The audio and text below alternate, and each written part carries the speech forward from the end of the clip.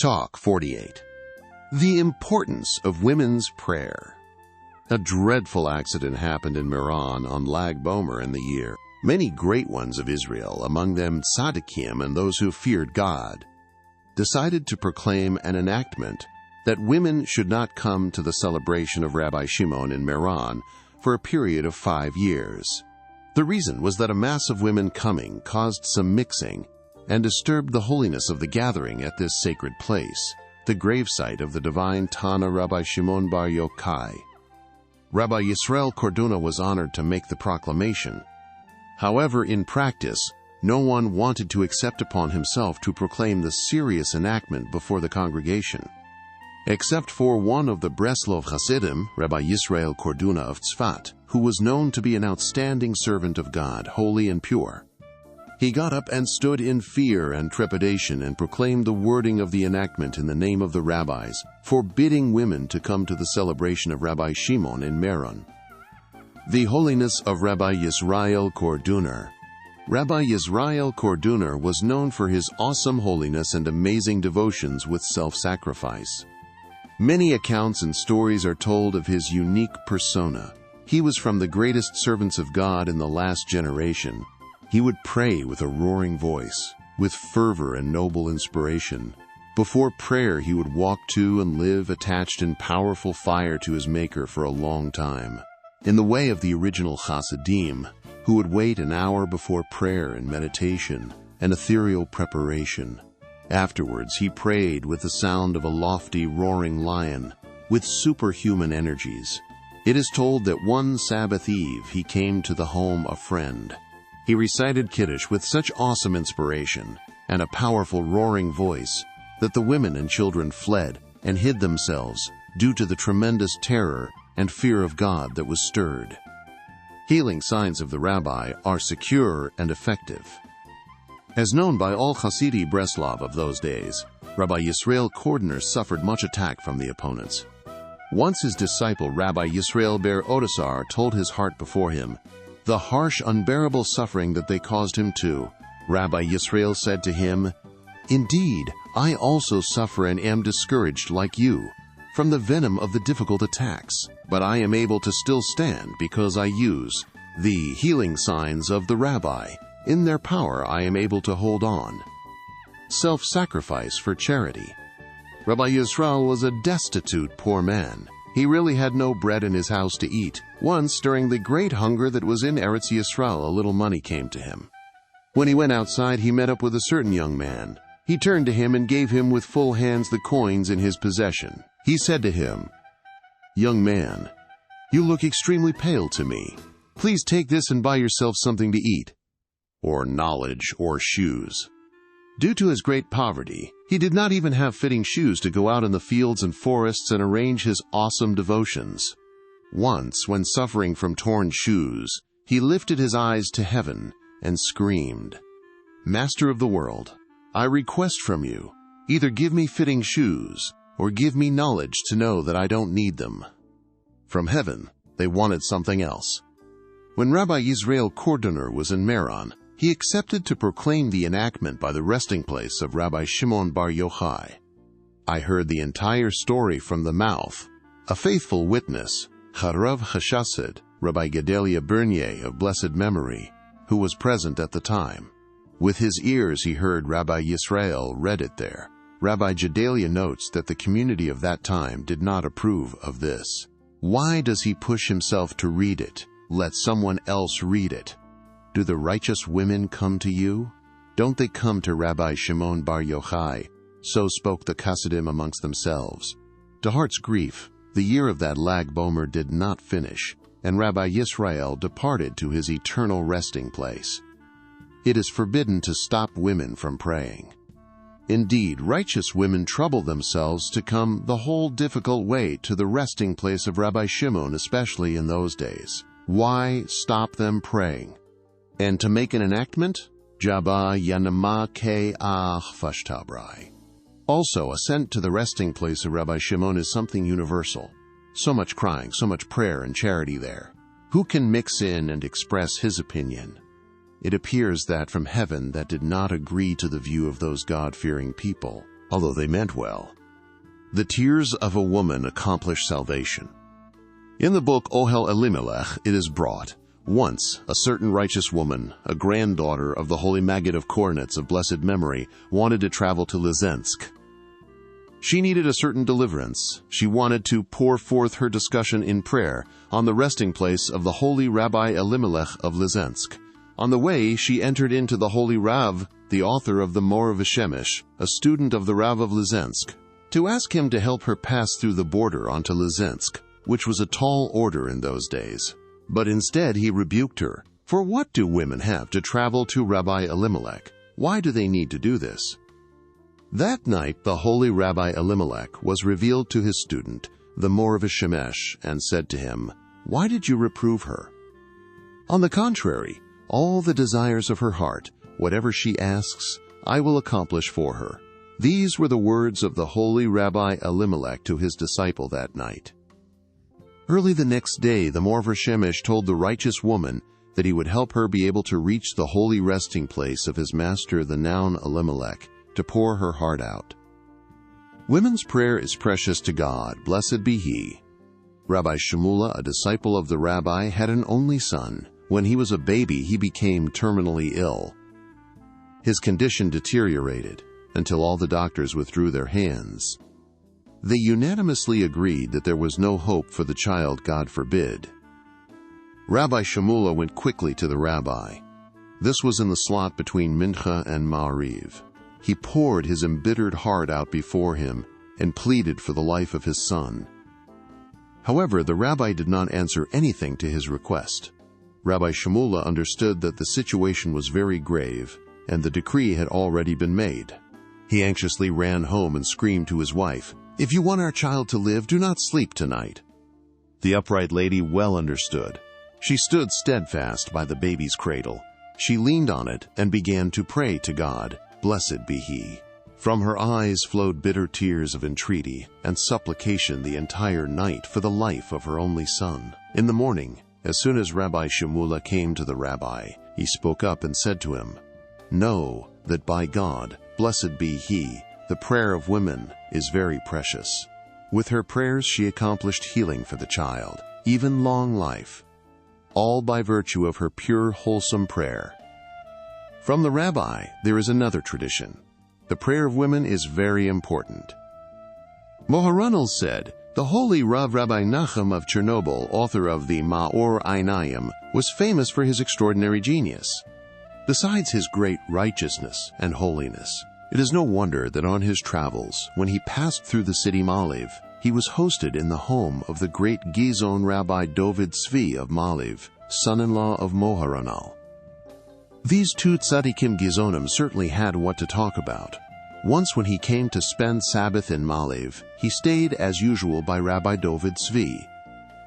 After Shacharis, Rabbi Dovid Tzvi said to Rabbi Nachman, "I would honor you with saying Kiddush, but the Rebbetzin has not yet returned from the synagogue."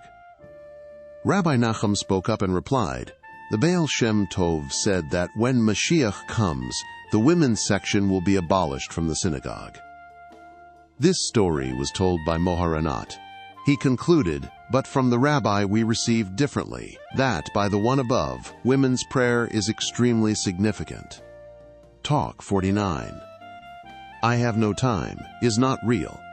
Learning schedule for the days of Elul. It is known that in all people are accustomed to finish certain books, such as the Tikkunei Zohar, Tanakh, books of our rabbi, Tikkunei Moharan, Sipurei Ma'asiyos, Sefer Hamidot, etc.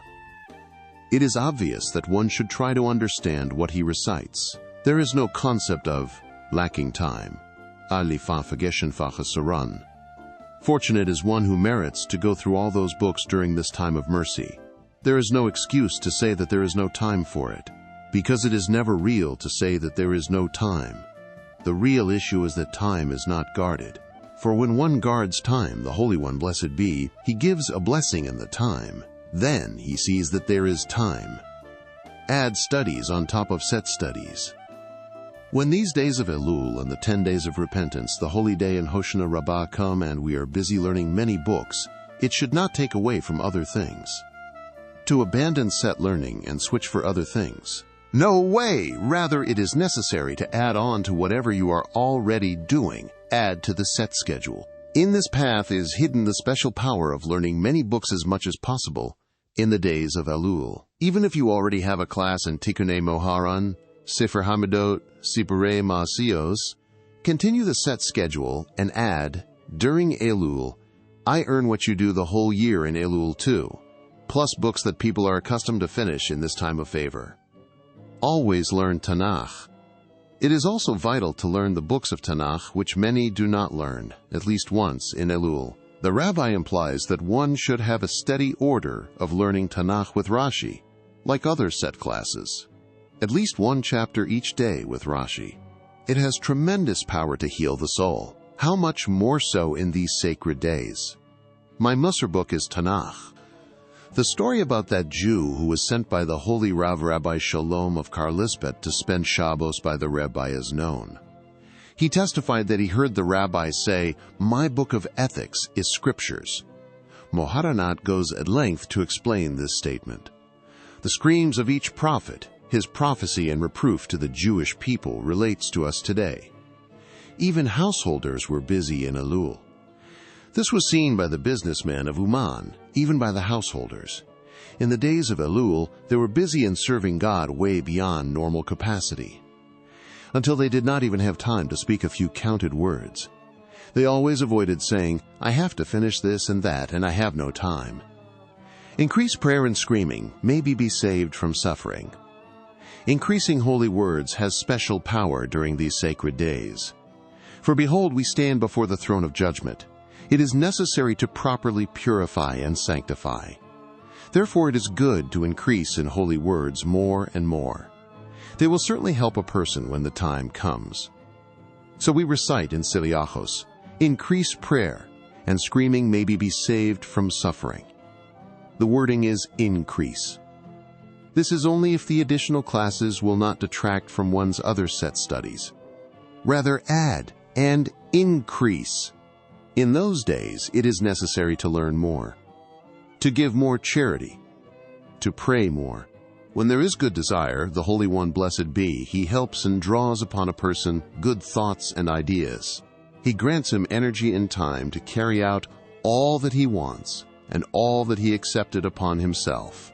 When the days of judgment of Rosh Hashanah and Yom HaKippurim already stand at the door, it is fitting to be busy in more pages, study more subjects, more chapters of Tanakh. It will be clear that with the help of God we can do it all. A siyum on the resting place of the rabbi. It is told about when Rabbi Zalman, the head of Modriev, came to Uman. It was the day before Rosh Hashanah. When he was ready to go to the rabbi's holy resting place, he went to a side room and made there a completion on the 4 volumes of the Shulchan Aruch. He said, when one ascends to the resting place, it is fitting bring something along, some more wealth. The illusion of lack of time. Know clearly, always repeat, and learn well, that there is no concept whatsoever of no time. I have no time is just an illusion. But what? One has to gird himself to live with a little less sleep and other needs and save each moment, until he comes to a state that there is no time to even speak any extra words. Then you will clearly see that there is time for everything. Talk 50. Souls hear and understand. What you know, what you don't know, that is also good. Concerning the matter of reciting the Tikkunei Zohar, what is understood, this is good.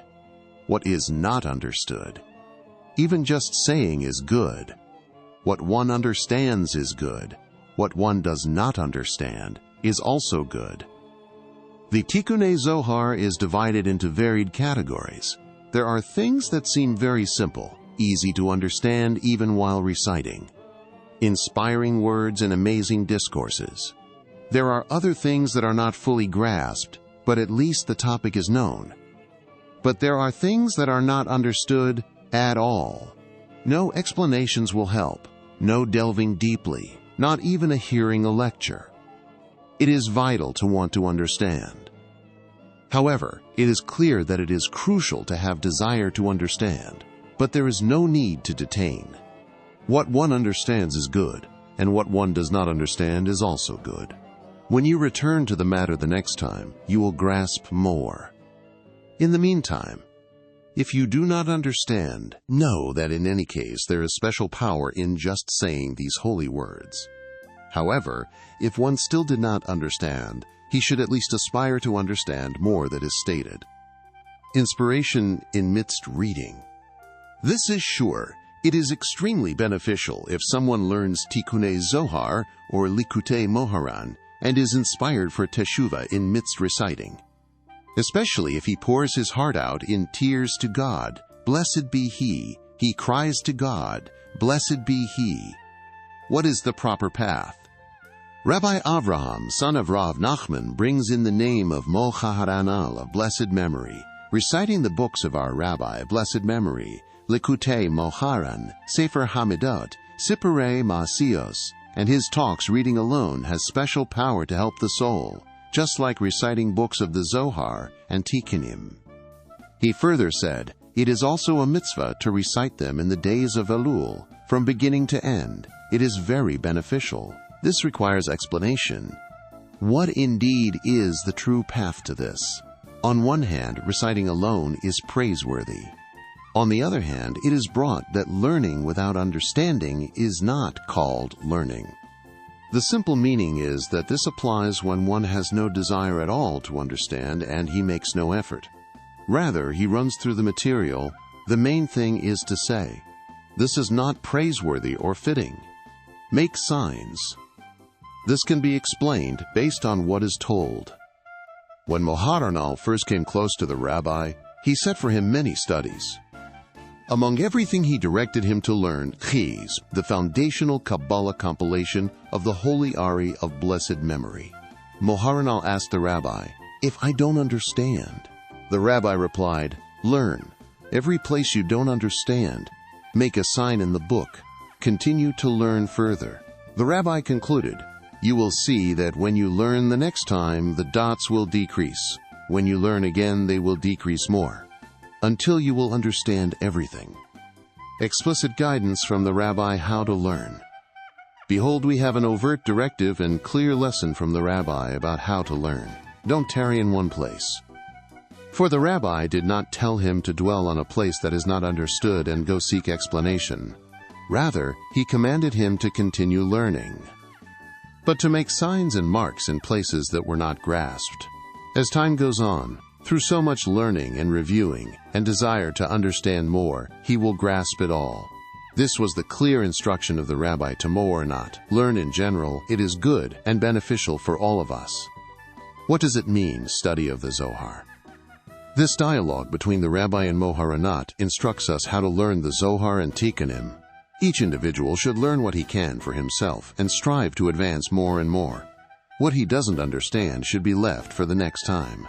But do not tarry and look for the explanation, because in the meantime there will be much time lapse.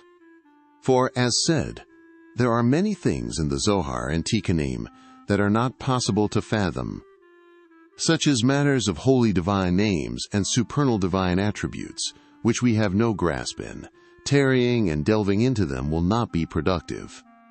When I came to the Holy Land, I heard that there were classes in the Zohar taught by a lecturer to the public. It was a great wonder in my eyes. For as said, how is it possible to explain subjects in the Zohar? Behold, what is known is known, what is not known is not known, is not known. What one understands is good, what one does not understand is also good. How can a class be taught in this? Who can explain things that are essentially beyond comprehension? I spoke about this with Rabbi Elchanan Spector of blessed memory. His answer was that even though it is also a wonder in his eyes, but so is the custom here. Rabbi Levy Yishak himself told that when he arrived in Eretz Yisrael, he added the Zohar to his fixed studies. He said that the holy Tana Rabbi Shimon Bar Yochai is here in Eretz Yisrael. It is necessary to learn Zohar in any case. He indeed learned.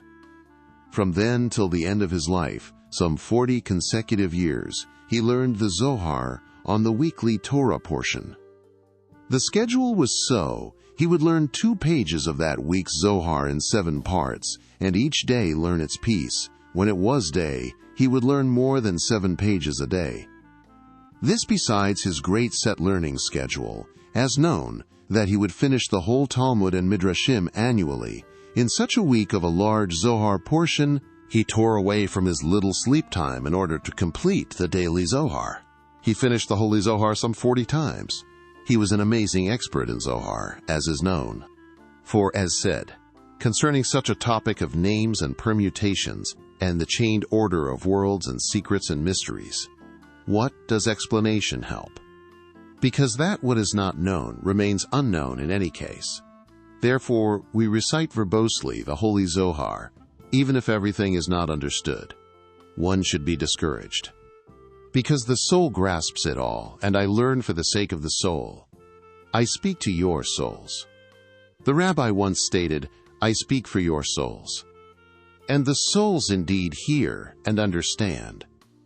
Meaning, when he teaches deep lessons in Likutei Moharan, souls certainly hear and understand. Even though the body does not always hear and understand. In the world to come, this will be very beneficial for them. Torah, for one who does not eat challah bread. At the end of the lesson, he leads them in his mercy. The rabbi tells us for whom were said certain matters in that lesson. There he says, he did not explain these matters, for these words were said, etc. Good. It was not written at the end exactly for whom the matters were said. Just etc. is noted there. However, according to what is known, this is the conclusion. The matters were said for those who attend the 3rd meal of Shabbos and eat not any bread. Who are they? Angels and souls, for there in the supernal realms the lessons of the rabbi are well grasped. How is the rabbi's Torah heard above? When Rabbi Naphtali first drew close to the rabbi, he told that he saw in a dream someone came to him from the upper world. He asked him to which tzaddik he was close. He answered to the Rabbi of Breslov. That visitor from above requested that he tell some lesson from him. This was when Rabbi Naphtali had heard from the rabbi lesson in Likutei Moharan. It begins, the main life force is received through prayer. As written, a prayer to God my life. Quote, Rabbi Naphtali told over this statement of the rabbi. When that soul from on high heard the rabbi's words from the mouth of Rabbi Naphtali, it entered into intense, lofty fervor and awesome longing and yearning. Due to the great longing, it began to fade away from Rabbi Naphtali. It ascended way up above until it was completely hidden. Rabbi Naphtali saw it no more. When Rabbi Naphtali came to the rabbi, he told him of the vision in the dream. The rabbi spoke up and said, do you think that in the upper realms they hear lessons the way you do here? It is not so. There, when they hear some words from me, it is something completely different. There will already be someone to hear. As time went on, the rabbi told Rabbi Naphtali to come up with his own Torah innovations and say them over. Rabbi Naphtali asked, who will listen? The rabbi answered, there will be whom to listen. This story, and its continuation, I heard from Rabbi Meir Chazan, who was from the veterans of our group. He was orphaned as a child and raised in the home of Rabbi Naphtali. Therefore did he know what the rabbi had charged Rabbi Naphtali about saying Torah. The Torah of Rabbi Naphtali. Indeed, Rabbi Naphtali was accustomed to have the 3rd meal of Shabbos alone. The room was dark. He busied himself in a whisper, uttering words that were not heard, just like one saying Torah. So told Rabbi Meir Chazan that in his youth he saw this incredible vision by peeking through the hole in the lock of Rabbi Naphtali's room. The awesome lesson Rebbe Shimon opened. How fortunate are we? How fortunate is our portion and our lot that we have such a rabbi who brought down such awesome, amazing lessons and gave us the merit to have them. What happened when the rabbi said the awesome lesson Rebbe Shimon opened is known. Around this lesson, there are a number of amazing stories, as will be brought later. Preparation in saying Torah. The Rav of Cherin testified that he heard in the name of his father, Rabbi Tzvi Arya, who was the son of Rabbi Achroni, the Rav of Breslov, and likewise from other people, what was stirred when the rabbi taught this awesome lesson. Everyone present when our holy rabbi prepared to say this discourse was greatly aroused. Some of them noticed these words come to mind. Is there anyone who sleeps for 70 years? Mentioned at the end of the lesson. For they had passed their whole lives in sleep and small-mindedness. Others had vivid thoughts of true repentance, all relating to the matters the rabbi explained in this lesson. They were astonished eyewitnesses, seeing that when the rabbi prepares to say Torah innovations, he first elevates the souls of those who come to him, lifting them spiritually and stirring repentance. Through this, many good things came to mind. When the lesson was said, when the rabbi said this discourse, there was an extraordinary awakening of true repentance by all present. When he said these words, "Shofar is here too, wake up sleepers!" they all roared and cried profusely. The rabbi was silent until the wailing subsided. He then continued to finish this sacred lesson. Above time. The Rav of Cheren continues to describe what happened. I heard from my father of blessed memory that the rabbi said he has the power to hold them with this lesson for 3 consecutive days. They would not know between day and night. As brought in the Holy Zohar by the group of Rabbi Shimon bar Yochai of blessed memory, God, blessed be he, and the supernal family were at the beautiful wedding. After the rabbi taught this lesson, he said that it was a beautiful wedding. In Yiddish, it was a beautiful wedding, and it would be fitting to invite God, blessed be he, with his supernal family for the wedding. Moharanel of blessed memory said they were certainly here. The rabbi replied, most probably, as if to say that certainty without any doubt God, blessed be he, and the supernal family were there. Fortunate is the nation that so is to him. Fortunate is the nation that has so, that so equals king. Happy and fortunate are we that we have such a rabbi. Do not forget that we have a great rabbi, and that we, his students, are called by his name. If so, we have the merit to learn in the school of our rabbi. He is very merciful. In his mercy he leads us. He judges us in the scale of merit. Through this he truly raises each one of us into the scale of merit. But that incredible tzaddik wants us to listen to him. We should learn his lessons and fulfill his holy advice. Through this he will do eternal good for us. Talk 51. Torah and Greatness by the Tale of the Rabbi. The main leader and progenitor, Moharanat. It was mentioned many times that we have to go to the school of the rabbi, that school in which Moharanat serves as a teacher. A fitting guide in the Torah of the rabbi, his pure path and holy advice. The entire matter of the rabbi expressed, quote, was brought forth through Moharanat. The rabbi had great holy disciples. Fortunate are they, but the job to reveal and publicize the matter of our rabbi and draw it to generations after until this very day was carried out by Rabbi Nachman more than anyone, with tremendous success, but through unparalleled self-sacrifice. Indeed, because of such action, Rabbi Nachman suffered tremendous opposition, attacks, problems, and suffering, more than anyone else. But he merited to stand in it all and successfully carry out his job. Through huge help from heaven that accompanied all of his ways and aligned all of his deeds to the truth.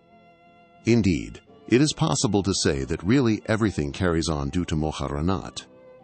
The path of the rabbi continues until now, as it should. It ceases not. It is something that goes on, with the help of God, blessed be he, till this very day. The Gaon from Cheren. One of those who knew the greatness of Rabbi Nachman of blessed memory, that the entire legacy of the rabbi is through him, was the Rav of Cheren, who besides his awesome holiness and devotion was an outstanding Gaon. He was especially expert in deciding matters of what is forbidden and what is permitted. It is told that at first he did agree by any means to serve as a rabbi. Even when our group of people pleaded, he refused. They went to Rabbi Naphtali, requesting that he influence him to receive the position, for sake of the city who wanted his leadership. Rabbi Naphtali discovered a solution, a way to speak to his heart that would convince him. So he said to him, "You sit and learn as usual. If someone comes to you and asks you a question and you know the answer, why should you not reply according to the law?" These words entered the heart of Rabbi Nachman, and he accepted the yoke of being the rabbi of Cherin. However, so did he practice his whole life. He acted modestly. He sat locked in his room. He made night like day busy with Torah in intense, diligent learning. It is known the story that whenever there was a wedding in the city, he would not join the celebration. Rather, he would stay up the entire night and learn. For he thought, "Behold, ideally, as Rav of the city, I should really have to go to the wedding from beginning and end. Therefore, it is not fitting that I should benefit from this, that I sit locked in my house and do not attend celebrations. Due to this, when I sit home, I am obligated instead to learn Torah." But how did this become known? Once there was a wedding in the city. His attendant did not think it necessary to inform him, knowing that anyway, it was not his custom to go. When the Rav found out about the wedding, he asked the attendant, "Why didn't you tell me?" The attendant answered that in any case, the Rav doesn't usually attend weddings, therefore did he not feel it necessary to tell him. The Rav yelled, saying, "You took a night away from me." This amazing custom became known. Despite all this, the Rav of Cherin felt responsible for matters of the city. He saw that there was an important Talmud Chacham by the name Rabbi Yishak, who had already served as a rabbi under the auspices of the rabbi of Cherichas, which was a metropolis. That rabbi was in charge of the entire region. The Cherniner Rav appointed Rabbi Yishak to decide laws under his auspices, except for matters of divorce. Since the laws of names in the divorce document requires extremely great expertise, for this the Rav did not rely upon him. He wanted to arrange which names to write himself, because of how serious a matter it is. He stipulated with him explicitly that he should not arrange any divorce without him. Indeed, so it was. Every difficult matter they brought to the Rav of Cherin, whereas every day questions that came up were decided by Rabbi Yishak of Cherichas. But all the people in the city held the Rav of Cherin in great esteem, knowing his outstanding greatness in Torah. They also appreciated how very precious his time was, and only came to him for great need and very complex questions. Rebbe Morchilla, the Dayan of Teplik. In the city of Teplik, a great disciple of the rabbi served as judge. His name was Rabbi Morchilla, nicknamed Rabbi Morchilla the Judge. The rabbi himself chose him and crowned him as judge in the city of Teplik. This was when the rabbi came to a village by the name of Rasher, which is 10 kilometers from Teplik. Many of the inhabitants of Teplik came to the rabbi. The rabbi then appointed his student Rabbi Morchilla as judge in nearby Teplik, even though in the city of Teplik another Dayan already served. But he did not at all reach up to the greatness and genius of Rabbi Morchilla. This was known by all the inhabitants. The surprise of the Baal Hatanya over the genius of Rabbi Morchilla.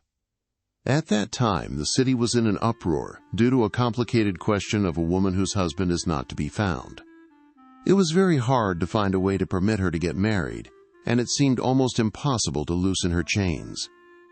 When Rabbi Morchilla was appointed as judge, the woman whose husband is not to be found came to his home and begged that he get involved in allowing her to remarry. Perhaps despite everything, his Torah wisdom would find a way to free her from the bonds of a woman whose husband is not to be found. At that time, the holy Rav, the Baal Chatanya, was on the way to the holy Rav Rabbi Baruch of Medjugorje, who was then in Tulchin. His route passed through these cities, Teplik, Chechen, Ladizhin, Breslov, until Tulchin. When the news came to the city of Teplik that the Rav, the Baal Hatanya, is pending to come to the city, Rabbi Morchilla spoke up and said, "Behold, the Gaon, the Baal Hatanya, is coming. I will present him the question and clarify it with him.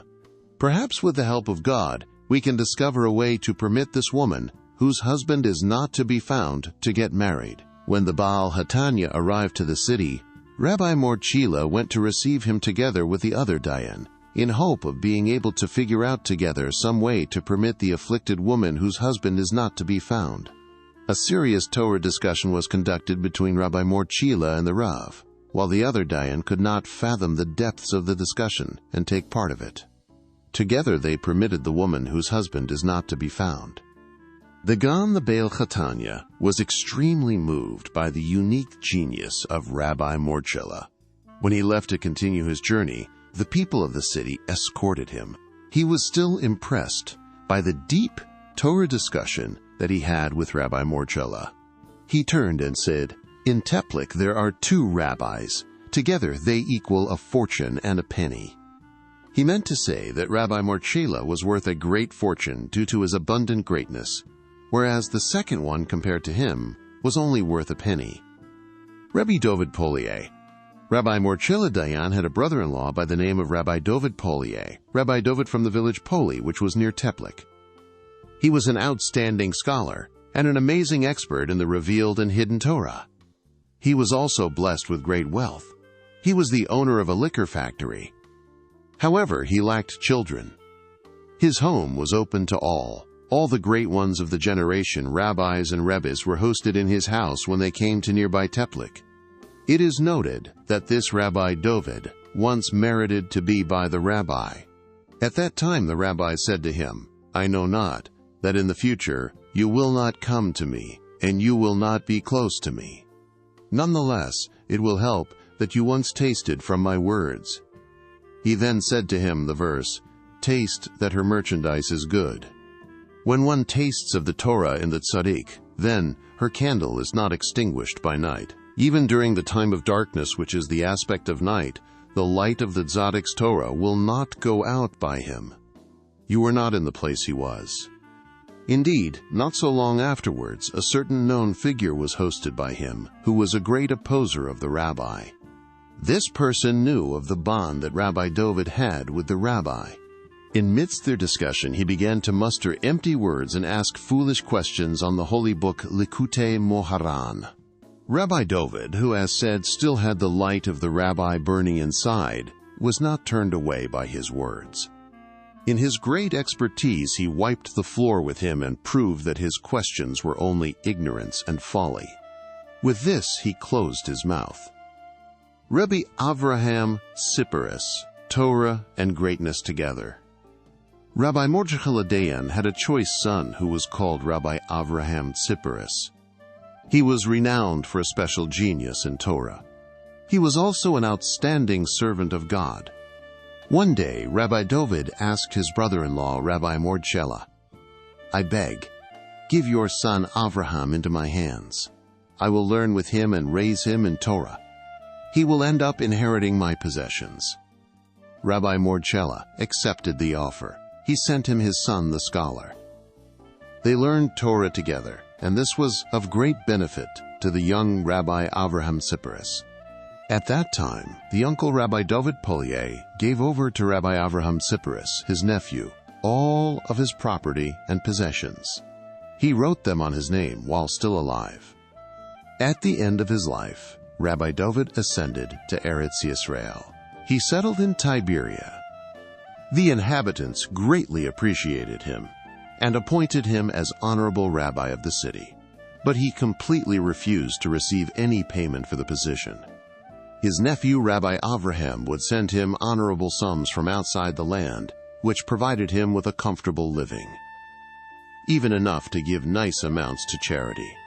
Rabbi Dovid died and was buried in the Holy Land. Even though he was an honorable, affluent man who owned much property, Rabbi Avraham Tziporis was completely engrossed in Torah study, similar to what is said of the Tana Rebbe Eliezer ben Karsum, who was very wealthy.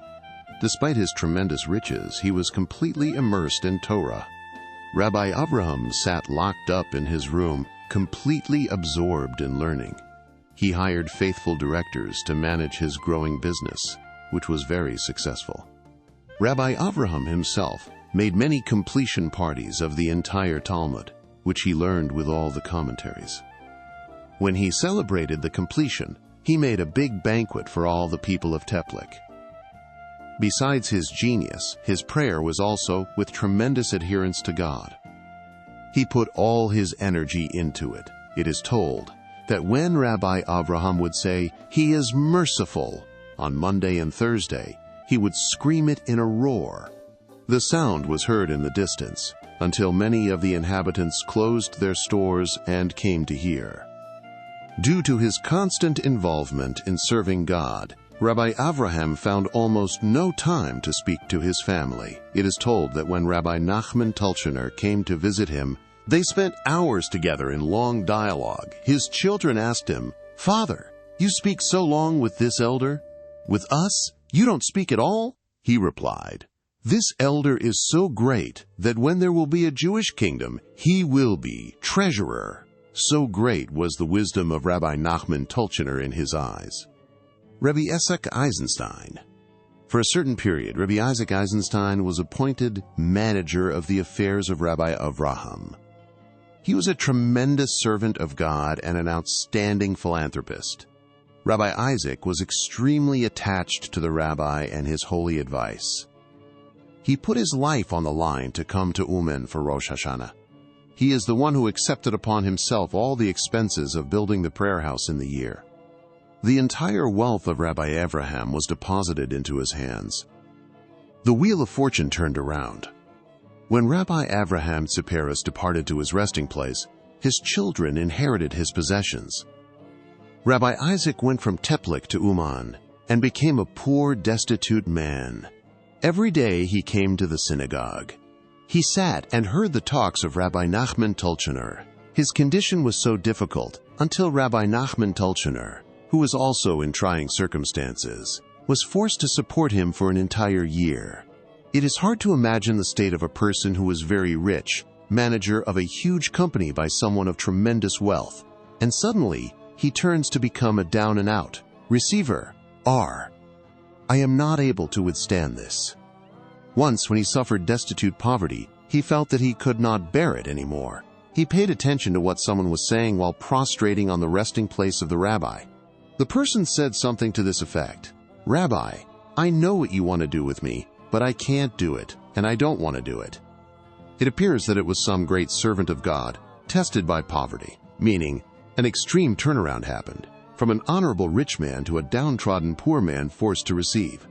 He understood the rabbi wants to do something with him, but did not have the energy to stand in this. He told the rabbi, similar to what is found in the Gematra about Amoraim, who said of suffering, "Not it and not its reward. You don't want, return to your place." The true words of Rabbi Isaac returned, not empty-handed. Really, if you don't want, there is no reason for you to suffer. The wheel turned over again, but now for the better. So goes the story. The rich nobleman Rabbi Yaakov Frankel was a Talmud Chacham, outstanding in fear of heaven, who lived in Uman. He even had a mikveh in his home. He took Rabbi Isaac Eisenstein to manage his business for a very honorable salary. Rabbi Isaac returned to his previous standing. He was also able to give charity with a wide hand. Torah and greatness.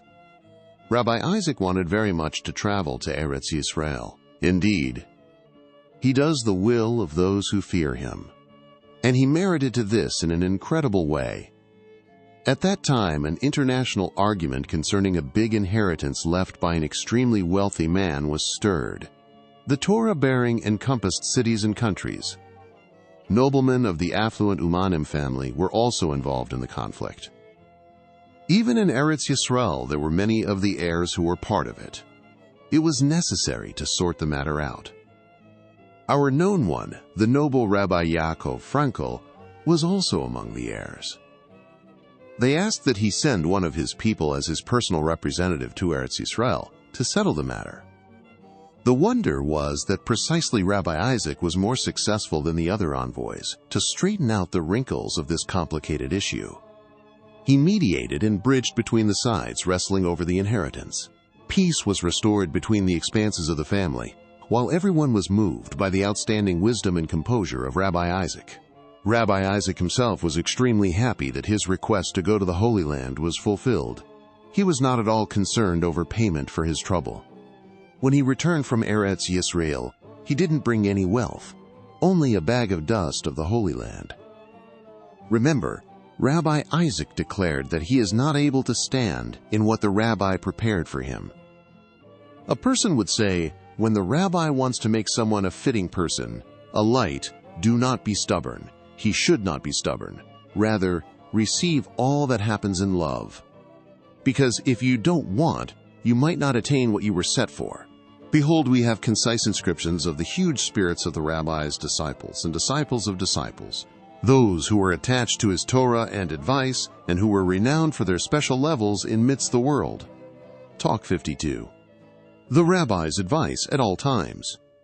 Rejoicing God and man. Rebbe Ben Zion, Opter of blessed memory, passed through the 7 sections of Gehinnom in the horrible years of the Holocaust. He left no offspring after him. Nevertheless, he was a man filled with vitality and joy. He strengthened himself and even others, making happy God and man. I first met him when I was a boy, in an amazing manner. When I initially drew close to the rabbi, in the year on my way to Uman. Afterwards, we would meet up in Uman every Rosh Hashanah, until the Russian Iron Curtain was sealed by the communist regime, and approach to Uman was closed. Years passed. World War II, the awful Holocaust, etc. The entire group dispersed and divided over the face of the earth. Some were banished in an unknown place. Others were captured and murdered in the Holocaust. Individuals were left alive by tremendous salvation above nature, through the miracles and wonders of God. Blessed be He. After the war, in the year, I again met Rabbi Ben Zion. I and my family were then on our way of fleeing to find a place of rest, from Poland to Tsadia to Austria. There were gathered many who were saved, survivors of the terrible war. This meeting was also very fascinating and surprising. No less than the first time I met him on a train on the way to Uman, among survivors of the sword. Vesal was the big train station in Tsadia. From it went out trains to Europe. In it we met up with hundreds and thousands of survivors. They were weak and sick with the typhus illness, God forbid. They were strung out in the city streets for many months, waiting for a train to leave, hoping to find a resting place in other cities and countries, or to there meet family members. Also, there were many casualties, God forbid. Many who could not withstand the difficult living conditions died. Circumstances were unbearable. It is no wonder why no inhabitant wanted to bring the survivors into his home, due to dread of the deadly epidemic that raged. Even though by nature the people of Tsadia were good-hearted. The surprise meeting. In Tsadia, from amidst thousands of survivors who had almost lost human form, I met an extremely torn, abandoned Jew. I did not recognize him due to his terrible condition. I approached him and opened conversation. "Who are you?" I asked. "Ben Zion Opter," he answered me. "Oh my God! Do my ears hear well? Do my eyes see properly?" I also made myself known to him. We both stood astonished by what our eyes saw. At first we rejoiced over the unexpected meeting of old friends. But we both immediately broke out in bitter tears. We both cried well, when we remembered what passed over us until now, and what happened to other members of our group, together with the suffering of the congregation in those dreadful years. May God have mercy. "What are you doing here?" I asked him in terror. He told me that he was there for a long time and had not been able to find a way to leave, because of the long line of thousands of people waiting throughout the city, as I myself witnessed. Public transportation did not suffice to transport the great crowds. Who knew how many months more it might be necessary to wait there in the extremely difficult, dangerous condition? What could possibly be done? Leaving Gehenna miraculously. I prayed the whole night to God, blessed be He, that He should enlighten me.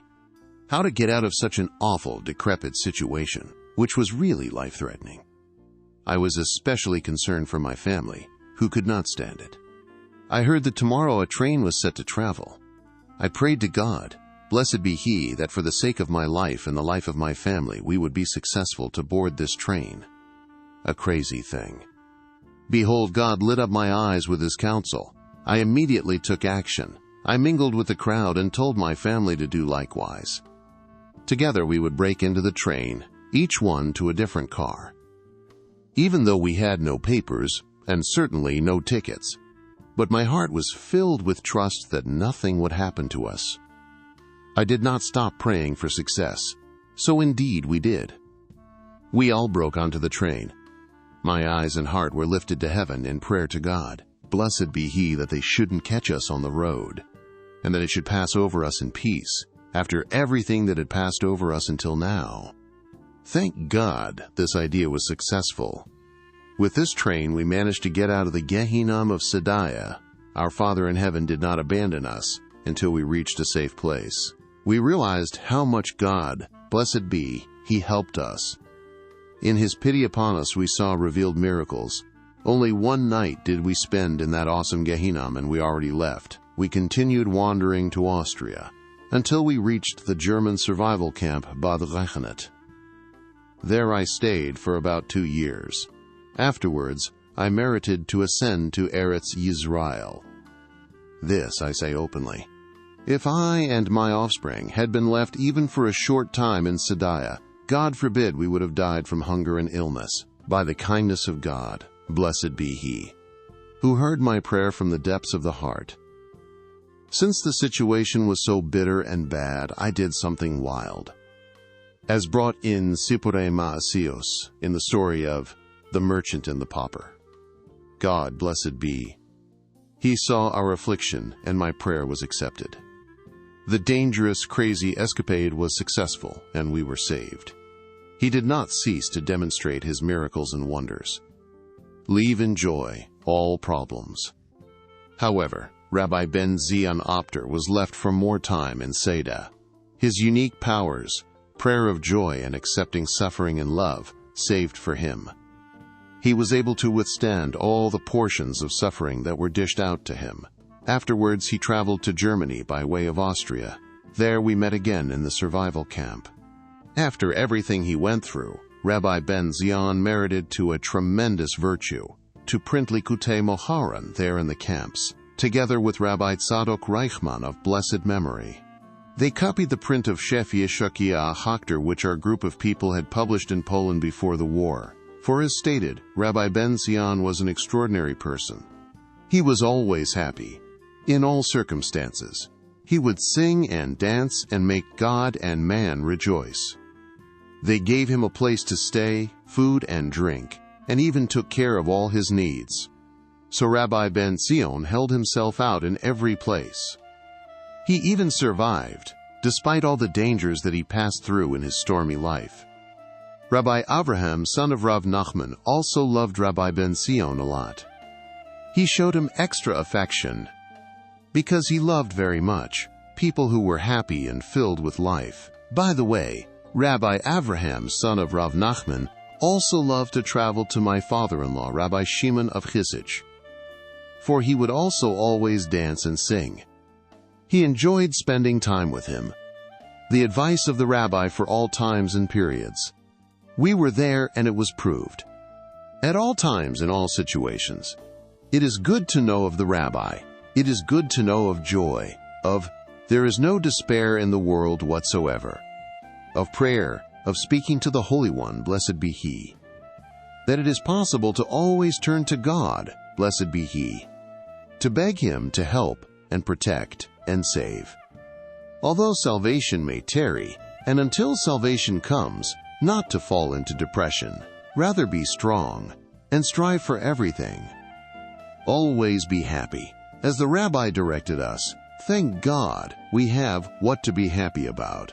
Through joy we can hold on, and even get out of all our problems. Talk 53. The last Rosh Hashanah in Uman. In order that you should tell your children what happened here. So, said the rabbi, it is possible to make a complete book of stories to tell from every Breslover. So, said the rabbi, that from each one of his people will be a stories to tell. Much passed over me in my life. I went through a lot. I remember, and it is well inscribed in my heart, all that I went through. Varied periods from when I came close to the rabbi, but I always saw the salvation of God, blessed be He, His wonders and miracles. I merited to them by virtue of knowing of the Rabbi's advice of prayer. It always stood for me. The point of telling these things is so we should remember and not forget the tremendous salvation that the Holy One, blessed be He, wrought. The greatest of them is to know of the Rabbi and his holy counsel, which are a true remedy for all circumstances, whatever they may be. I oversee the paths you travel to me. Especially concerning traveling to the Rabbi, was fulfilled in me the statement of the Rabbi, I oversee the paths by which you travel to me. There is much to tell about the journeys to the Rabbi on Rosh Hashanah during those harsh times. Each trip has its special story. God, blessed be He, showed us great salvation each time. Remember Rosh Hashanah, especially Rosh Hashanah of the year. By the kindness of God, blessed be He, I merited to be 25 Rosh Hashanah in Uman. But the Rosh Hashanah that I most remember is specifically the last Rosh Hashanah. I was in Uman, Rosh Hashanah of the year. From then on, I did not merit to visit the Rabbi's resting place. That Rosh Hashanah and the days around it, I conducted in a hidden cellar and a concealed Sabbath in back of the house, because I was not allowed to appear in the city street. I was very wanted by the Russian government, which was known for its expert spies. Therefore, I had to be extremely careful of their spying eyes and acute sense of smell in order to be saved from their trampling trails. I am more afraid of the not traveling. On the day before that Rosh Hashanah, I was only on the holy resting place for a few counted moments. I recited the 10 Psalms, prostrated for but a minute, and immediately left the premises, because the terror of the dreadful government was awesome. During that period I lived in Moscow. When my family members asked if I am not afraid to travel for Rosh Hashanah, my answer was, I am more afraid of not going than of going. 27 tzaddikim incarcerated. Indeed, that Rosh Hashanah left strong marks in my heart. They are still deeply engraved in me till this very day.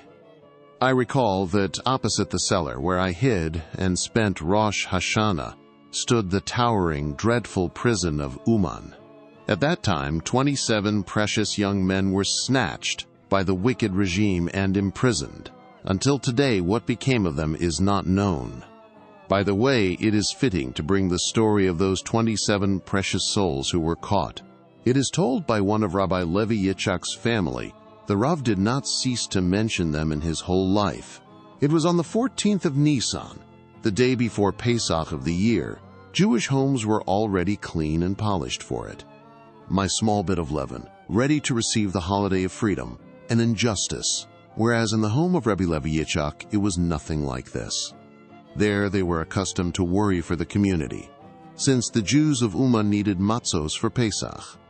It is no wonder that the home of Rabbi Levy Yishak turned into a matzah bakery. Rabbi Levy Yishak himself was not home. He was then found a long ways away, far off in the city of Tulchin, hiding from the government who sought to execute him. His family lived without a father, for he had given his life for the sake of God's interest, and they sought him for many years. He had already sat in prison, and death was decreed upon him. Only by miracle of miracles he survived at the last minute from the gallows. But they stipulated that he should never move for the sake of adherence to God, and that he should never again set foot upon the ground of Uman. He ended up settling his dwelling in the capital city of Moscow, for in the big city fugitives felt more safe. From there, after much wandering, Rabbi Levy Yishak ascended to Eretz Yisrael. There he spread knowledge of the rabbi's power. His daughter describes that day before Pesach in Uman without father. Fear and terror hovered in the house that was under government surveillance. They checked after all hours of the day with 7 eyes. That year, the night before Pesach, our home was like a matzah factory in every way. The walls were black and leaven-like, and the floor needed cleaning. But who paid attention to all this? We had deep joy inside, that we were able in such difficult circumstances, underneath the spying eye of the secret police who already well know us to be in prison, help have kosher matzah on Pesach. This great merit uplifted our spirits. In midst baking matzah, the police broke into our house to look for our fugitive's father. With expert limbs, due to much experience, The oven was put out in a moment, and the footsteps of the bakery were blurred. The police, with eyes of flaming anger, began to search in every corner, in every nook and cranny. They didn't find what they wanted. For the head of the house was then in Tulchin. The Talmud relates that Aphris was aroused over not finding what they wanted, arrested 27 people from the group of young servants of God in Uman. These afflicted beat them and screamed, "Raal, where is your leader?" In the house of Israel there was wailing and mourning. 27 precious souls, God-fearing adherents to God, outstanding servants of God. Among them, from the lions of the group, 27 pure, brilliant souls of Israel were incarcerated in the dark, stifling prison of Uman. In the end, they were banished to the desolate land, a land of darkness and gloom. Until this day, nothing is known of them. It is also not known if they had Jewish burial. Rabbi Levy Yishak would always mention them. He refused to be comforted over these 27 sacrifices. They were beloved friends and comrades, involved in knowledge and counsel. To them he was bound with all the threads of his soul. They were typified from their life source in their prayer, amidst awesome holy devotion. There was special mourning over the most elite of the group, the holy tzaddik Rabbi Mattisyahu Kolin of blessed memory, one who served God with lofty self-sacrifice all hours of the day. Even for the last martyrs executed by the Romans, the leftovers in Uman accepted this terrifying catastrophe in love. "My children, it is a decree before me. Accept it." Is this the Rosh Hashanah of the rabbi? 40 years later, Rabbi Levy Yishak repeated details of that Rosh Hashanah in the basement. I then thought to myself, oh my God, what is going on here? There, in the building opposite, sit imprisoned 27 tzaddikim in spiritual and physical affliction, and I am found here in a cellar alone, filled with fear and terror. Is this what the Rosh Hashanah of the rabbi looks like? Is this really it? There was no minyan by us on that Rosh Hashanah of Chaim Binyamin Brod of blessed memory, and Rabbi Nachman Tulchiner of blessed memory arrived. Even though they were in Uman, they were not brazen to approach the resting place due to fear of the government. Also, the righteous boy Rabbi Nata Gorlik was there. How many fountains of tears did I pour forth on this Rosh Hashanah to God? Blessed be He. Oh my God! Despite all this, it was certainly counted for me another Rosh Hashanah by the rabbi, perhaps the choicest one. Rosh Hashanah in a basement in the depths of the earth. The story goes like this. The day before Rosh Hashanah fell out to be on Sunday, Rosh Hashanah was on Monday and Tuesday. I came to Uman on the previous Thursday, during sunset. As soon as I arrived, I immediately went to the home of one of the noblemen of the city, who was an appreciator of Breslov and a seeker of its welfare. It was possible to rely upon him in this dangerous situation, for as said, I was seriously prohibited from the government for me to be in Uman. Before anyone recognized me, even any of the family, I went down to the cellar of that Jew. As of yet, no one knew. No one even imagined that I had come. Behold, when the mistress entered the cellar to take something, she saw me, the guilty, dangerous one. The ones wanted more than anyone in the entire region, in her home. She screamed in fear, "What are you doing? How do you have the brazenness to come here? How are you not afraid of entering the lion's mouth? They are looking for you everywhere. Oh my God, what will be now?" Dread and terror filled her heart, and she could not calm down. What's done is done. What was, was. I tried to calm her. I am already here, and that's all. When the head of the house came home, she told him, "Do you know that Levy Yishak is found here?" That Jew was a special elite soul. He also answered her, "If he is already here, let him be. God, blessed be, he will help, and all will pass in peace." He received me with joy. He also gave me the news that on Sabbath he is arranging a minyan in his home. I was extremely happy. At least from where I was hidden, I would be able to hear Kiddush and Berechu, and even fulfill my obligation of listening to the Torah reading. It is self-understood that I was not afraid to reveal myself even to those who would come to the minyan. Sabbath started in a relatively peaceful manner. However, the next day, when someone came to take the Torah scroll from the hidden cellar, I understood that I had made a bitter mistake. Why had I not warned the host to come himself and take the Torah scroll and not send one of his people to do it? In any case, when the person noticed me, trembling gripped him. In a fleeting moment they all dispersed, and the minyan was nullified. Counted moments on the rabbis. Until the day before Rosh Hashanah, early in the morning, I was hidden deep in the cellar. I was only then ready to go to the holy resting place. By way of a miracle, I had the key to the resting place with me. My spouse, who came with me to Uman, brought it with her. I went to the resting place early, before 7 o'clock, when most of the inhabitants were still sleeping. For extra protection, I went out with a bandaged face. I ran between alleyways to the resting place. I opened it and entered. Despite everything, I was by the resting place of the rabbi. The resting place was empty. I quickly recited the 10 Psalms, prostrated for a moment, and immediately turned to leave. The slithering snake, the informer surfaces. Behold, I stand to go. Who do I see in front of me? That Jewish spy, the stool pigeon, the informer from whom I was most afraid. All the local Jews were terrified of him. I looked into my eyes and stood as an accuser before me. I recognized that my situation was now very grave. I was extremely flabbergasted. On one hand, I knew that this wicked informer has no problem doing all sorts of evil. But on the other hand, I know that I already had no choice. Perhaps his hidden mercies would be aroused from midst his dark wickedness, so that he would not give me over to those who sought to kill me. I turned to the informer directly and pleaded for my life. I beg of you, have mercy. Do not tell anyone that you saw me here in Uman. Never. It is forbidden, he said with a straight face. You can be sure that I will hold my tongue, and nothing bad will happen to you. I tried to calm myself down. I thought that despite everything, perhaps his mercy was stirred, and he would not tattle. But to heart's grief, I immediately detected my mistake. As soon as I left the resting place and began to walk towards the cellar, I noticed that he was following me.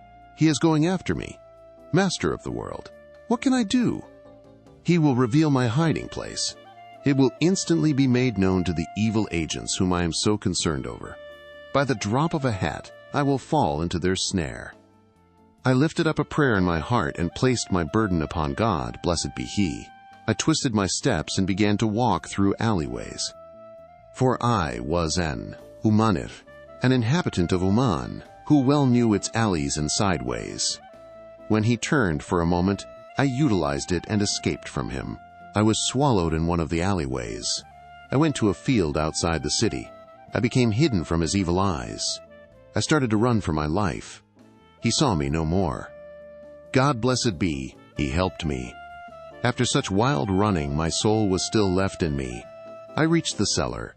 I felt that, at least for now, I was saved from the trampling nails of the informer. So passed over me the day before Rosh Hashanah by the rabbi. The miracle and merit of the resting place. I saw miracles and salvation by every movement and footstep the whole time. But it rests upon me to note one unique revealed miracle that I had. I saw the kindness of God, blessed be He, when I spent those counted moments by the holy resting place.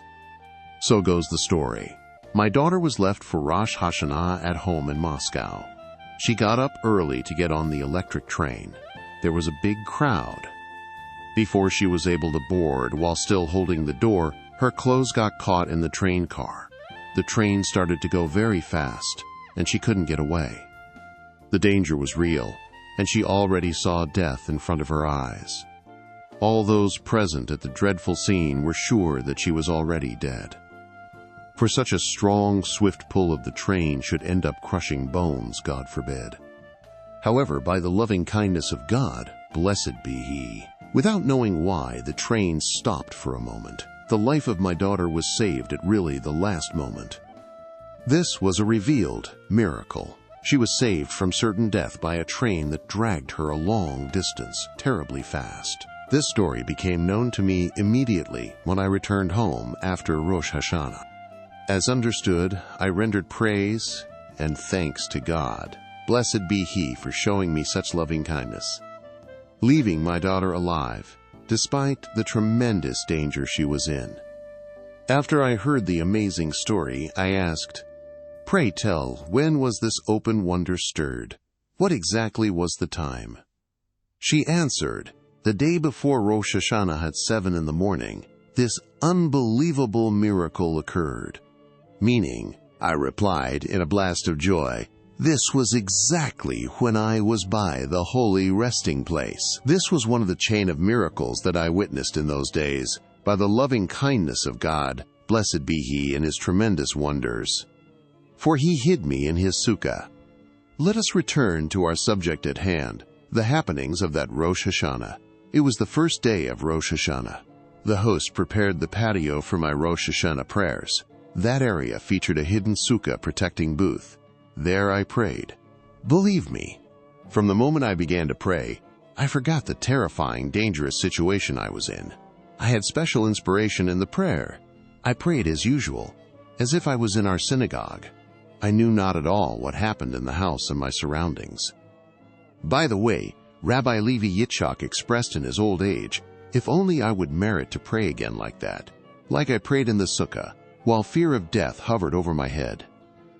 The host, suspecting that maybe the secret police already knew of the revolutionary, by him, nullified the minyan in his home. He hid me in the sukkah and not in the basement in order to confuse the enemy, for it would not at all occur to them that this endangered criminal would hide specifically in a home sukkah and not in a cellar in the depths of the earth.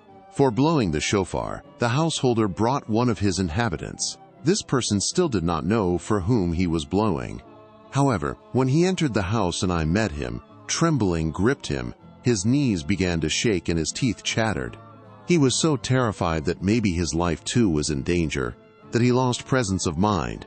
He began to cry and it turned into bitter weeping. On the second day he was forced to bring someone else, our confidant Rabbi Nachman of Breslev. He came to blow for me on the second day of Rosh Hashanah while I was in the sukkah. Such a boy who was a master of self-sacrifice was distant from fear and anything like it. He guards the lives of his pious ones. Suddenly, in the middle of the day, while I was still standing in prayer in the sukkah, agents of the secret police broke into the house. They began to conduct a search, claiming that a minyan was there praying. They turned the entire house over and looked in every corner. This was while I was standing in the nearby sukkah. I prayed in my way, with fervor and a loud voice. Naturally, they could have easily come to the sukkah and found me praying like a Breslover Chassid. Standing outside, I had no idea of all the turmoil that was going on inside the house. At that time, my mind was not clear enough to hold on to rules of minimal precaution. The agents turned the house upside down, even the furniture. They even approached the sukkah, from which was heard the voice of my prayer. If it would only have occurred to them to open the door, they would have seen me and also heard me praying like a faithful Jew, whom they hated. Then we would have all been lost, for they would have found the dangerous character that the entire secret police was drafted to search for. It appears clearly that the informer who promised to hold his tongue revealed it to them. The welfare of the family was also in peril, because they had hid such a criminal in their home. Fear of death gripped the entire family, especially the children during those long moments that seemed to last forever. The tyrants turned over the whole house, but a footstep was between them and the worst. Here an open miracle happened. After they turned around the entire premises, while I was still praying loud, they moved all of the furniture. They opened all the windows and even approached the door of the sukkah. But here, something unbelievable happened.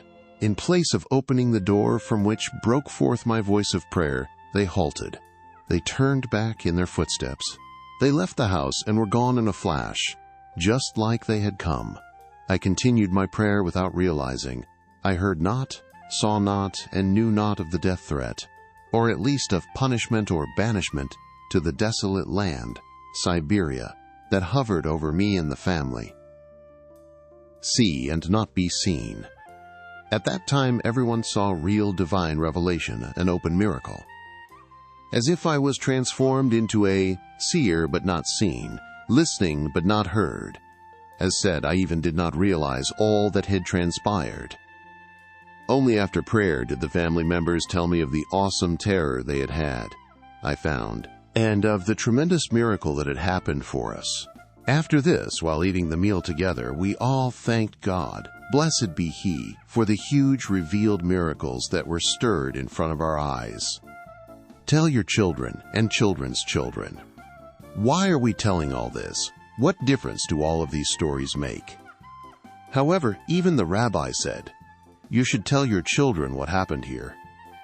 Because by means of telling what happened around the matter of the rabbi, we will know and take to heart that the rabbi is very powerful. And since we are bound to such a powerful one, God, blessed be He, helps, and we can be saved from all fear and danger, large and small, physically and spiritually, even when it appears as if all hope is lost, because the loving kindness of God, blessed be He, is not finished. His mercies are never exhausted. The amazing trip back to Moscow. My journey back home began after Rosh Hashanah. Just like the trip there was miraculous, so on the return trip, extraordinary occurrences happened to me. Real open miracles, seen with my eyes on every single step. The meeting with Rabbi Nachman. As said, Rosh Hashanah was on Monday, Tuesday. Tuesday Eve, Rabbi Nachman of blessed memory came to me. He was a son of Rabbi Shimon, the son of Rabbi David Tzvi, son of Rabbi Yishak, the son of Rabbi Nachman of blessed memory. He was from the great servants of God in Uman. His eyes flowed fountains of tears and prayer with adherence to God by the resting place of the rabbi.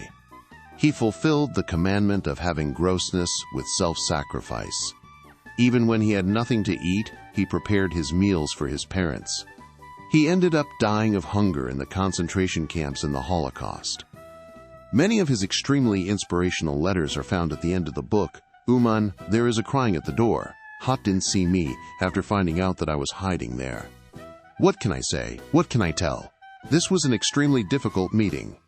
Last year, Rabbi Nushka was in my house for 7 weeks, from the day before Rosh Chodesh Elul until after Sachos. Torah.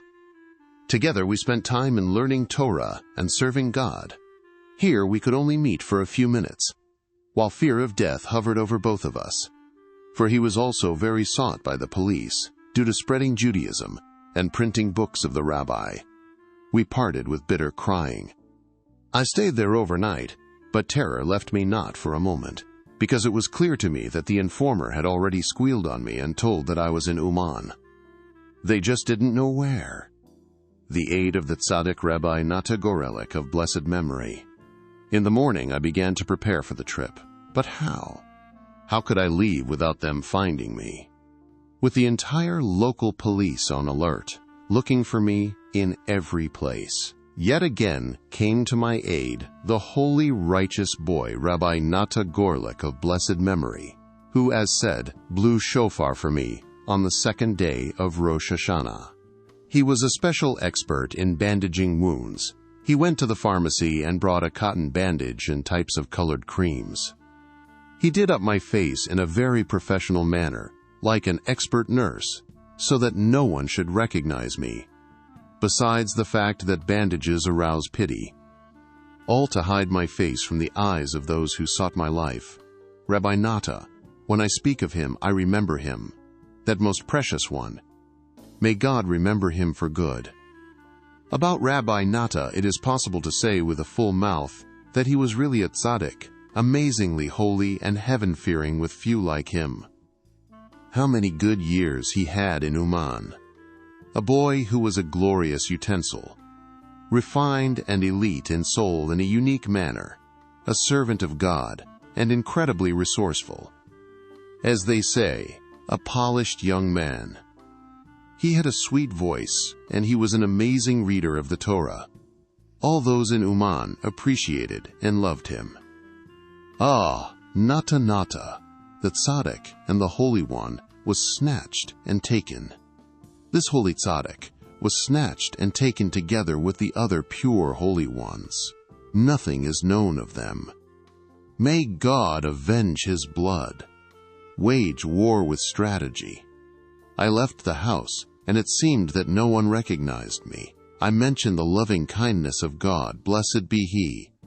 I prayed a lot that all should go in order. Indeed, God, blessed be, He enlightened me and helped me to act with reason and peace of mind and accomplish. Thank God I was saved from everything. A ticket from Chassid and not from Uman. For example, one of the main helps from heaven that I merited to in traveling. I had to purchase a train ticket for me and my wife from Uman till Moscow.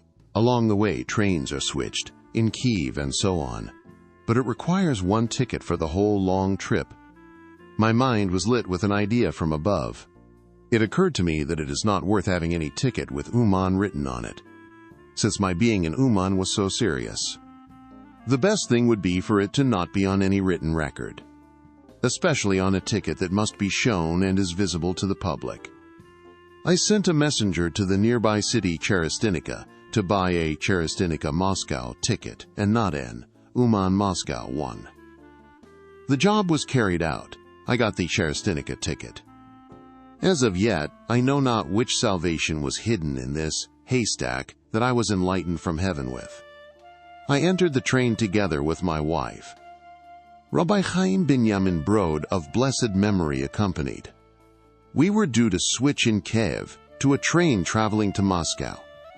Everything was included on that ticket from Chassid. There is still no reason to dance. We arrived in Kiev. When we got off the train and entered the region of the train station in Kiev, Rabbi Chaim Binyamin began to dance from joy.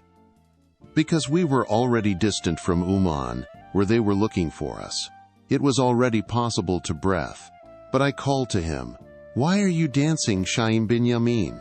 We are still not in Moscow. Be careful. We still need much more mercy from heaven to reach our home in peace."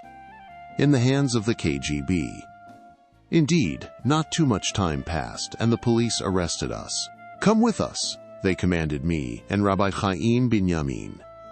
My spouse stood by the side and witnessed this in fear and terror. She was already sure that she would never again see me. They brought us to the station of the secret police. I understood that the situation was grave as could be. I was caught.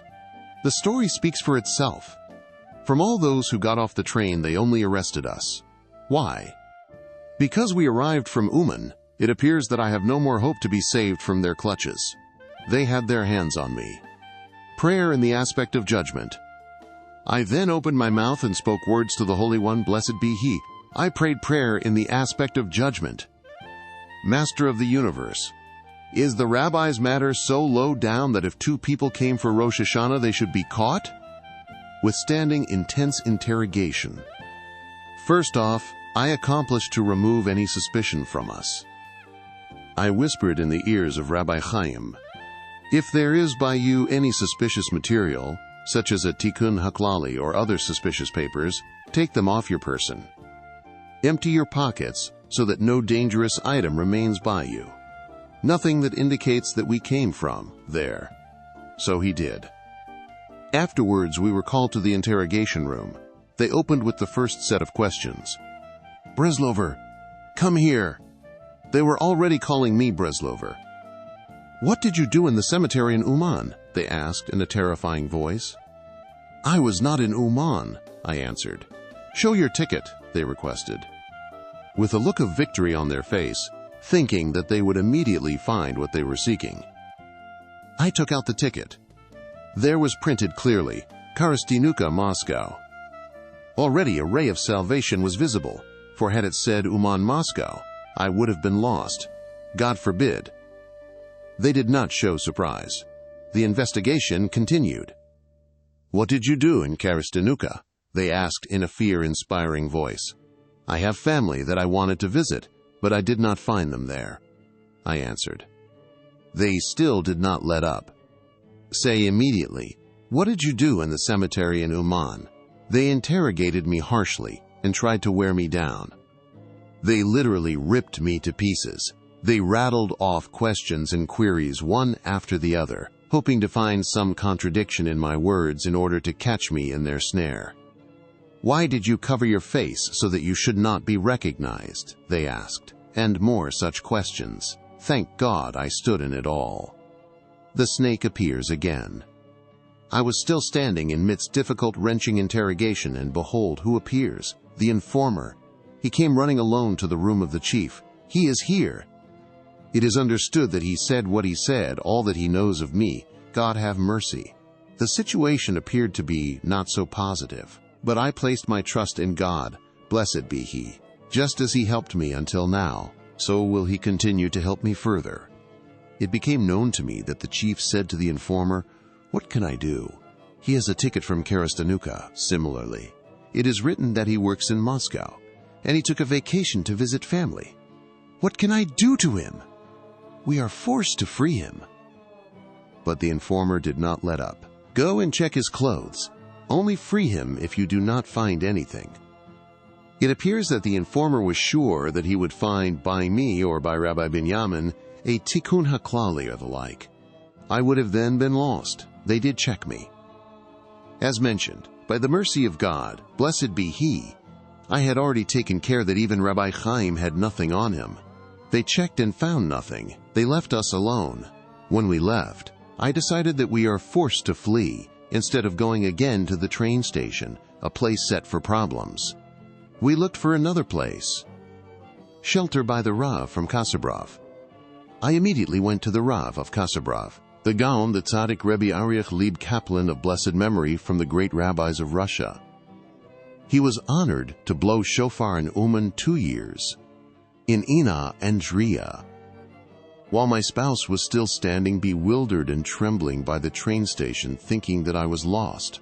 When the Rav saw me, he broke out crying, "Why did you come here? Don't you know they are looking for you?" "I am already here," I answered, "and I am forced to disappear as soon as possible." I found out that the first train to Moscow leaves at 3 in the afternoon. We again sat to figure out how to leave. Without any doubt, influenced by the informer, they would soon realize their mistake in freeing me so quickly. They would again look for me. Indeed, while I was by the Rav Kassabrov, it became known to me that they conducted a strong search in the whole train station. They turned every stone upside down and did not find me. For as said, instead of going to the train station, I immediately went to the Rav. With the help of God, blessed be He, this saved me. In the house of the Rav, they advised me not to go to the train that goes to Moscow, rather to travel in a small train that goes from Kiev to a city some 120 kilometers before Moscow. There I would join the big train of Kiev-Moscow, so I would be able to confuse the enemy. But God, blessed be He, again enlightened me not to do so. I realized that they would certainly think that I would go to that train in order to avoid the central train station. Specifically there would they look for me. Therefore, it would actually be more safe to travel with the Kiev-Moscow train, for it would not occur to them that I would be so brazen to travel so openly. But I would escape in such a manner that there is no way they could recognize me. This would be the best solution at this dangerous time. He disguised himself. That's what I did. I put on a white hat. I changed my clothes and made myself look like a crazy man, so that no one would think that I was the dangerous character whom they were so looking for. But what to do about my wife? I had still not met up with her from when they arrested me by the train station. I requested from the daughter of the Rav that she approach the train station by a certain car, where it seems that my wife was. She would whisper to her that her husband is found healthy and well by the home of the Rav of Kassabrov, and that soon he would appear by that car. But she should be careful not to say a word to him. And she should make herself as if she does not know him. So it was. I entered the train, and she was already there. It did not occur to anyone that this strange, disheveled person is no one but the dangerous criminal who the secret police are trying so hard to find. I found myself a place to sit in the train. Rabbi Chaim Binyamin went alone on another car. For him, they were not looking. The train began to go on its way. By the mercy of God, blessed be He, salvation was soon to come. The train traveled hundreds of kilometers, and stopped in Moscow. It would seem that salvation is at the door. But when I got up to approach the door and get off, who did I see? The informer. Oh my God, what is going on here? But God, blessed be, He further enlightened me and I escaped before He managed to notice me. I went to my wife and whispered in her that I would not get off from this car. Rather, I would run to another car. From there, I would get off without taking any baggage. She would get off as normal and go home alone. And so it was. As soon as the train stopped, I jumped off. I escaped by way of one of the alleys of Moscow, which was already well known to me. From there, I went to the Rav of the city. There I waited until my wife also joined me. By the help of God, blessed be He, we returned home in peace. So finished the trip to Uman Rosh Hashanah Away Kodi. I oversee the paths my people travel to me. We already mentioned the rabbi saying, I oversee the paths by which you travel to me. Most certainly the merits of our holy rabbis stood for me, so that I was successful to pass through all that awesome danger, until I came home in peace. 42 years have passed since then. It is all carved on the tablets of my heart. From then, I did not any more merit to go to the holy resting place of the rabbi. Furthermore, why was all of this told? What is the practical outcome? Through telling stories, a bit of the rabbi's greatness is known, for he is tremendously powerful. When one is close and bound to this powerful one, God, blessed be He, helps and you are saved from all fear and danger, large and small, physically and spiritually, even when it appears as if all hope is lost, because the loving kindness of God, blessed be He, is not finished, His mercies are never exhausted.